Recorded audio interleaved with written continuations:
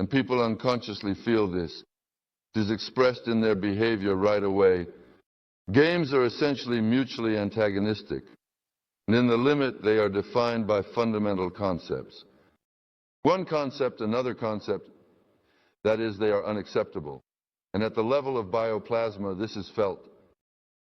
The same confrontation exists between various egregores of different religious cult rituals, church rituals, referring to pseudo-Christianity, and Quranic egregores, Catholics and Orthodox. They have also been divided. If we talk about the principle of divide and rule, then Christians are also heterogeneous. As indeed in the Quran there are Shiites and Sunnis. That is, Islamists can also be different. Wahhabis, as I mentioned earlier, that's what we were talking about. Well, this mutual dislike causes it. We will consider a bit later. So, the egregore is the trinity of matter, information, and the world. What does this mean? Since we say that all processes have a vibrational nature and represent the process of the trinity of matter, information, and the world, let's look at egregores from the perspective of this trinity. So in energetic terms, that is, in material terms, because we said that energy is a transitional form of the existence of matter. Remember when we studied the goddess Nut? This is matter, oil, energy, space, and the god Sebek, the god of time. This is the false representation of the universe that the ancient Egyptian priesthood realized through the four-in-one deity Amun, Amun, Amun. And in reality, energy, when it appears, for example, when a log burns, that is, it transitions from a solid state to a gaseous state. In this process, we see that energy is released. That is, this is a transitional form of the existence of matter. Therefore, in energetic, that is, in material terms, people generate an egregore just like power plants and other electrical consumers connected to the grid. Well, here is a picture drawn. Look. There is a thermal power station, such as a hydraulic power station, and nuclear power plants. They are connected through power transmission lines of 500 kV and supply current to consumers. And factories, plants, irons, televisions, and so on are connected to them. This is how an egregore works from this perspective. Here are the people. They emit vibrations and consume vibrations such as sound. In one egregore there can exist those that emit vibrations. They give energy there. From it there you know how it is, hello to energy. And others, which are called vampires, consume this electrical energy, irons, televisions, etc. They cannot exist without the support of strong people, so-called energetically strong ones. This does not mean that they are bad vampires, bloodsuckers, although sometimes during certain periods these can consume instead.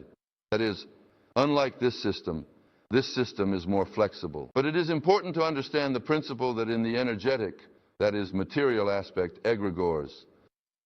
In the informational aspect, people generate an egregore just like many computers connected by channels of information exchange. They are consumers of this energy. In the informational aspect, people generate games just like many computers, connected by channels of information exchange. But, taking the technical side, there are communication lines, and you know, the internet is there in particular, meaning here is a personal computer. They connect to the communication line and can exchange information through the communication line. The egregore works in the same way. That is, there are people. Where is our computer? In the head, right? So, it's our own amplifying machine. Therefore, we transmit information to the egregore through the emission of vibrations. And others can read this information. If we look from above, these are personal computers. And what is this? We see a supersystem. Do you remember the diagram of the supersystem? Each little element has memory, based on which it can self-manage. It can transmit information to other little elements, controlling them, and receive information from them, thus also exerting a controlling influence on it. Here you have, so to speak, how the egregore works. As you can see, there is absolutely nothing tricky. The knowledge of the general theory of control allows this, and by drawing these cybernetic analogies, everything immediately falls into place. How? It seems simple. But what is the foundation of it all? One must acknowledge the objective existence of information, which our materialists lack. Right. They say, no matter, everything consists of matter. Here, and indeed, in fact, information exists objectively. And this information is measured. It's not just like that.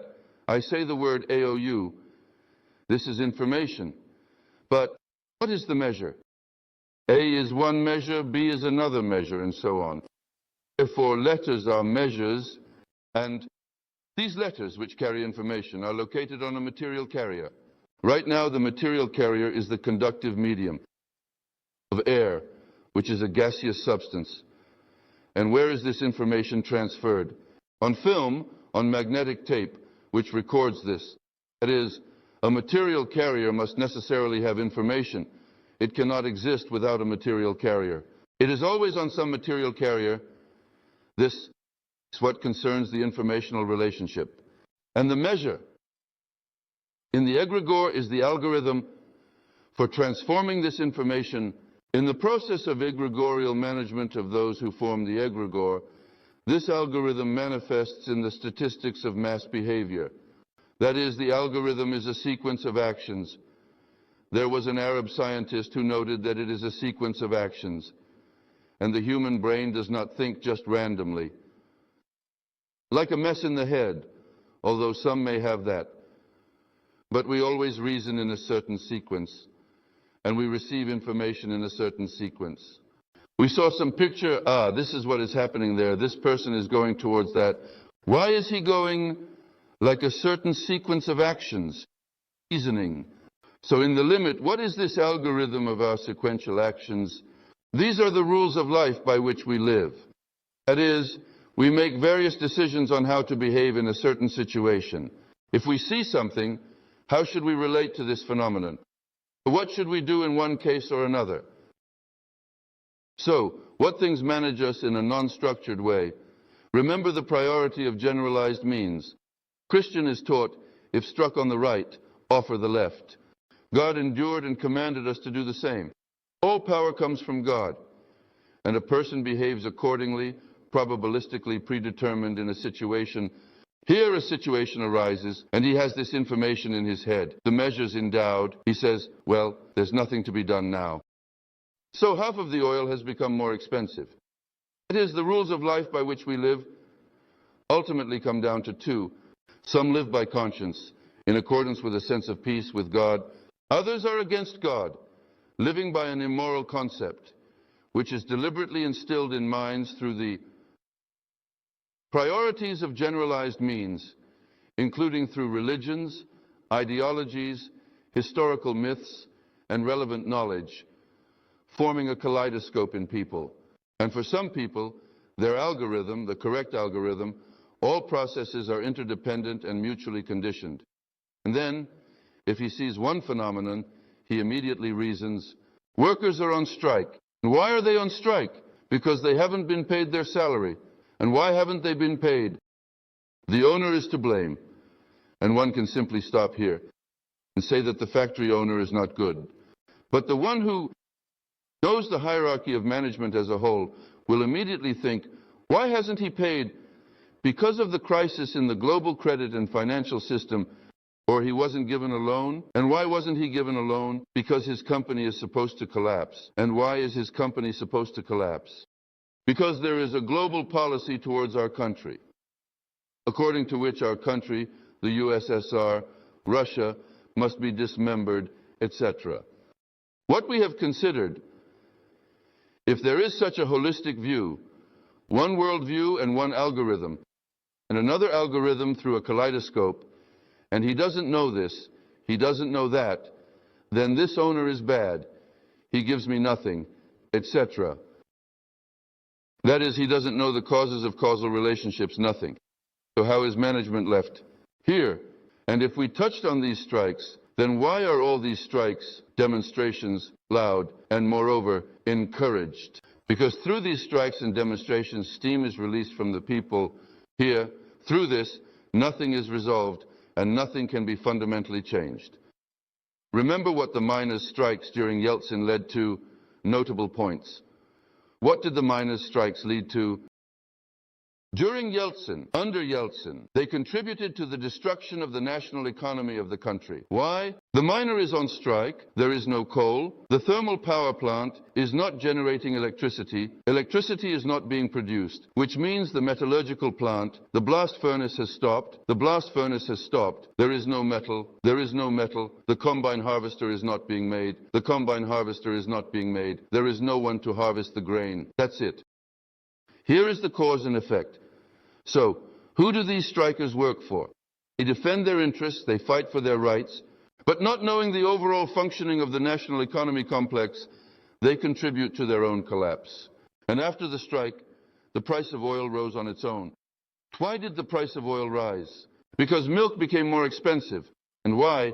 Because there was nothing to feed the cow.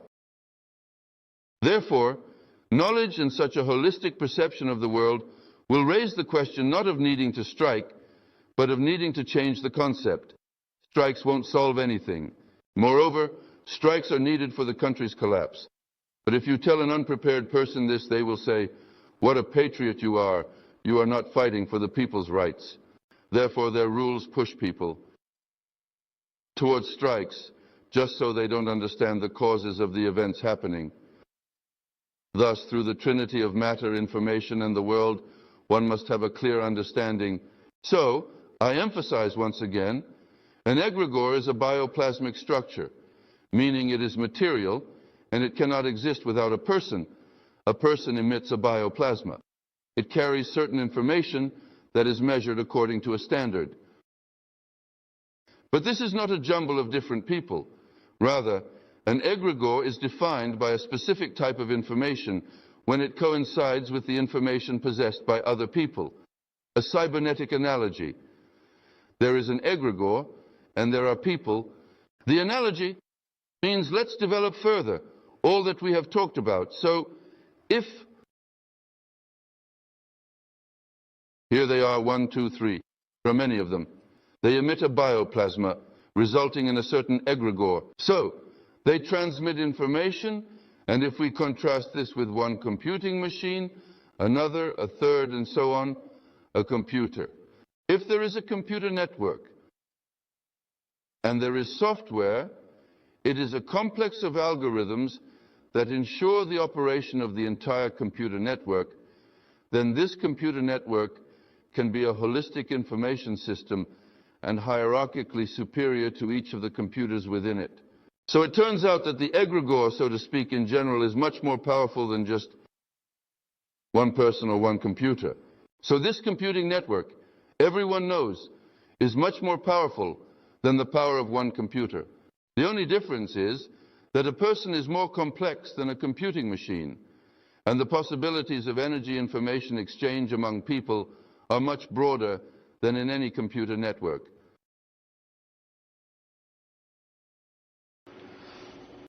So once again, as we have discussed, egregores are created and brought into existence by people. People form a certain egregore in a group based on the harmonious alignment of biofields. Thus, the defining elements in the egregore are information and measures. They can exchange with each other through the egregore. That is, they form a computer network. And it turns out that the egregore, in this sense, is much more powerful than an individual. And if a person jumping ahead can enter this network and connect, having been given access, then they can acquire knowledge that did not previously belong to them. That is, in this picture, it can be shown that when people say, "A thought came to me," one should ask a second question. Where did it come from? In a developed computer network, the distribution of information and functional loads among its elements can vary. From managing the network, which involves overseeing and coordinating various components to ensure seamless operation, as a certain integrity of incoming elements, such as data packets, user requests, and system updates. including the management of free resources like bandwidth, memory, and processing power of the elements entering it, to solving specific tasks such as load balancing, data routing, and security monitoring that do not represent independent interest but are important as fragments of more general tasks, like optimizing network performance and ensuring data integrity. Similar processes occur in human societies and in the biosphere as a whole. Therefore, various information cybernetic analogies allow us to understand much about the life of society and the biosphere, egregores and technosphere. Here in the picture, a little person is drawn again. On one side, there is green grass, the sun is shining, and there are birds. And on the other side, cars are driving, gasoline is being used, fumes are emitted, airplanes are flying, chemical plants are smoking with various pipes, releasing gases and so on. The technosphere is generated by the biosphere. That is, everything here is created by humans. And humans are, by the way, a part of the biosphere. But the technosphere influences the biospheric egregores. Technical means of processing, storing, transmitting information, computer networks, radio, television, cinema, and the press. Engage people in tech, information flows. And therefore they are technical means of supporting various games. Look, the picture is very interesting in this sense. So here are the people. 1, 2, 3, 4. Here are the people. They form an egregore. But people come into contact with the technosphere. Look, one is using a personal computer. This one is watching television. This one has a tape recorder or receiver with headphones. This one is reading a newspaper. In addition to the fact that these people are indeed intricately connected to the egregore by their biofields, technical means influence their level of understanding, that is, generally speaking, their biofield.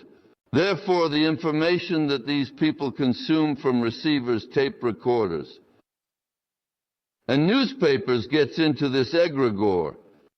That is, technical means have a significant impact in various ways on the formation of this egregore. Therefore, television, especially in radio, to a lesser extent, still have an impact. They now act as a means of synchronously connecting the minds of many people to certain egregores.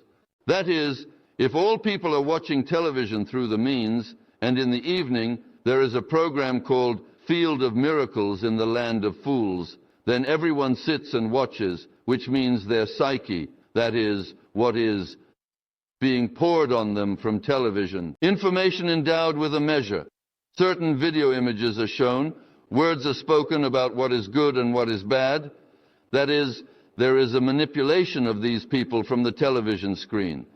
And their algorithm, these people, is tuned to the rhythm that flows from the television screen. And since they are connected to the egregore, all of this goes there through the channel. Therefore, they are modern means, especially television, which is generally, what is the analogy for this? Where was the closure of the psyche of many people through the egregore done before? Every Saturday to the synagogue for brainwashing. Well, this also refers to the Christian church and so on. That is, there were no clubs, there were no televisions, where you had to go evening, midday, Sunday service. And they would come there and the priest would tell them how to behave, what to do. God endured and commanded us everything. It is the same informational influence, connecting people's psyche to certain behavior stereotypes. The formation of an egregore, and each person on one hand formed it themselves, and then became a hostage of this egregore. Because what was invested in it through means of support, at that time this means of support was the temple. Temple. There is a synagogue or a church or some Catholic one or whatever. That's it. And now the means of synchronous support is television. Most powerful because everyone watches television. So let's move on. Computer games. They are very trendy right now. Many parents' children are engaged in them. And parents ask, is this good or bad? Well, it depends on the perspective of which concept to look from. That is, as we said, a person can live in three types of civilization. In the biogenic, technocratic, and technospheric. That means. If he is a hostage to technology, that's one situation. But if technology helps him, that's another situation. And now let's look at computer games, how they differ from television. The fact is that computer games are programming people's psyche in a dialogical mode. That is, if a person is watching television, they are subjected to informational influences, and they think, aha, this, not that, there, this, that. They are still reasoning about something. So where are the hands? Where are the hands? And the hands are there. Here they are, on the mouse or somewhere. That means on the keys. And what is this? This is feedback. So look, if we draw, that is, if the computer and the information that flows from it into a person's eyes is the subject of control, then the person becomes the object of control. That is, here you see these silly squares are falling, and he sits there, meaning plop, plop, they fall there. That's it, he is glued, he can't. And with feedback, he is bound by his hands, chained there, that's it, like with a chain. He is already a prisoner, a slave of this computer game. Literally, feedback more reliably keeps him in obedience. This is the easiest way to program. To understand the power and strength of feedback, now in many television programs on radio, like Russian radio, Russian video, Russian gold, you understand whose it really is. What does feedback consist of there? And radio listeners are constantly called to a dialogue mode. On television, this is the live call mode. In radio studios, it is also the live call mode. What is this? To capture attention. This allows for more strict control over these people, to keep them, figuratively speaking, on a hook, on a leash. Feedback already captured. Well, here it is again. Object of control, subject of control, result, and feedback. Here you go.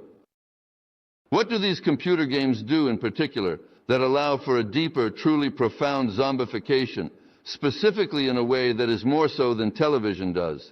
Indeed. But in television, as I already said, this zombification is now being intensified by so-called live calls on air and public opinion polls.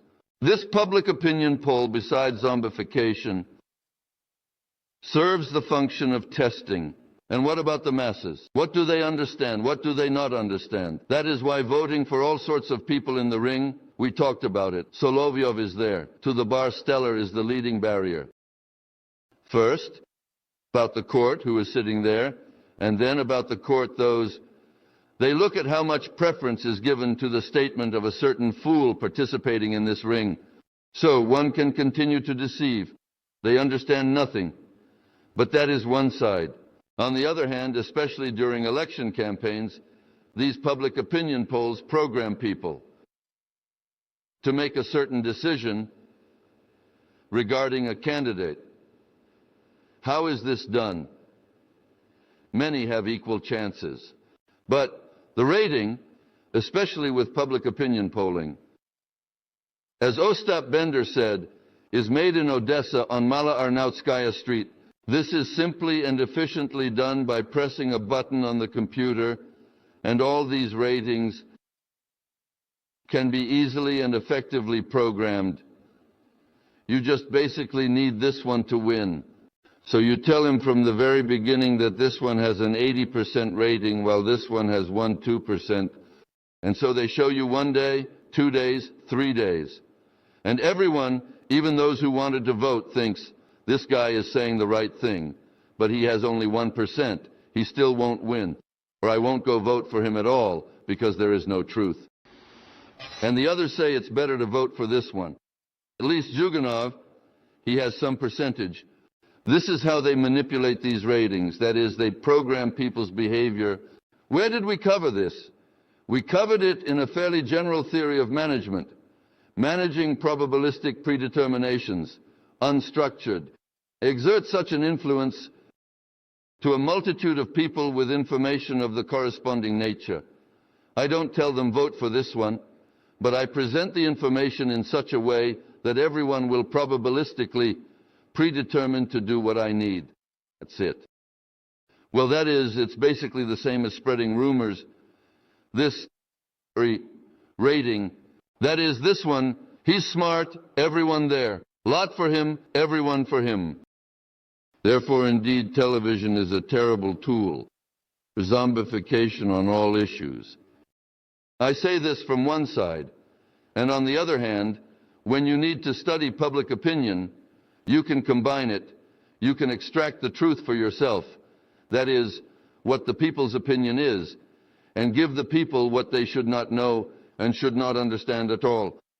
That is, to solve these two tasks simultaneously, to know the true mood of people, but to give them something that would program them to solve the tasks you set for yourself. Although technology can assist in the education and activities of egregores, the coarseness of technology compared to the human organism does not allow for making a biobot out of someone who wants to create themselves as a human according to God's predestination. What is being talked about?